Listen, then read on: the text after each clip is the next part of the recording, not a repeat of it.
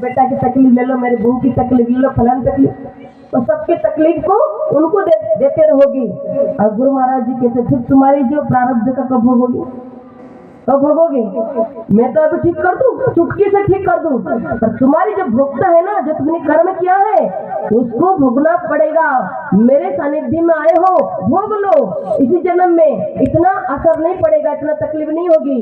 अगर तुमने सोचा कि गुरु महाराज जी ले ले, कहते हैं इसको तुमको हम ये रखा रहेगा ऐसे प्रारब्ध का, फिर अगले जन्म फिर इसको ही भोगना पड़ेगा। मेरे को छोटी सी बात याद आई।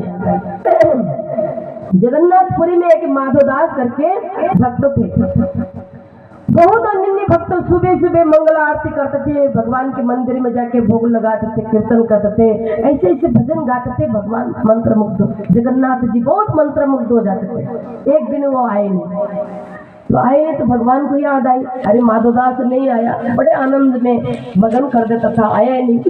तो देखिए एक दिन ब्रह्म वेला में सुबह सुबह भगवान निकल गए, जाके देखा समुद्र के तट पर पड़े हुए, दस्त लगी थी उनको, दस्त लगी थी और समुद्र के किनारे पड़े हुए हैं और दस्त से मल से भरे हुए शरीर, मल से पूरा शरीर भरा हुआ है, गंदगी से भरा हुआ है, और समुद्र के किनारे में बेहोश पड़े। भगवान गए और समुद्र के पानी से लहरें उठते थे, बड़े बड़े लहरें, वो लहर आया, भगवान ने उसके हाथ, अपने हाथ से उसके मल धोया, पूरे शरीर के मल धोया, उसके कपड़ा निकाल के धोया, उसके मुंह में थोड़ा पानी छिड़काया और उठ के बैठा। तो स्वयं नारायण, स्वयं जगन्नाथ का प्रभु ये क्या कर रहे हो?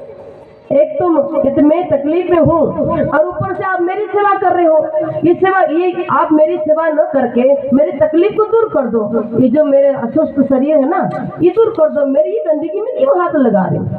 ये गंदगी से भरा हुआ मेरा शरीर जो है ऊपर है, तो इसमें हाथ मत लगा, मेरी सेवा मत करो, मेरे को पाप लगेगा और मेरी ये कष्ट जो है ना, अंदर से तकलीफ है, ये दूर कर दो।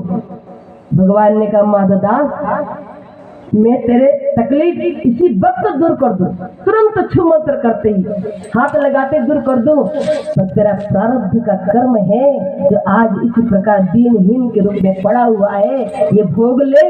अगर ये नहीं भोगेगा ना, फिर ये ऐसे ही रहेगा, अगले जन्म में सुरक्षित रहेगा, फिर अगला जन्म जो मनुष्य का मिलेगा, फिर ये कष्ट तेरे को भोगना पड़ेगा। मैं चाहता हूँ मैं तेरी सेवा कर लूं और तू आनंद से भोग ले, ये जो कष्ट है भोग ले, तेरे पर आँच आने नहीं दूंगा, मैं तेरे पास हूँ ना, तेरे से कभी जुदा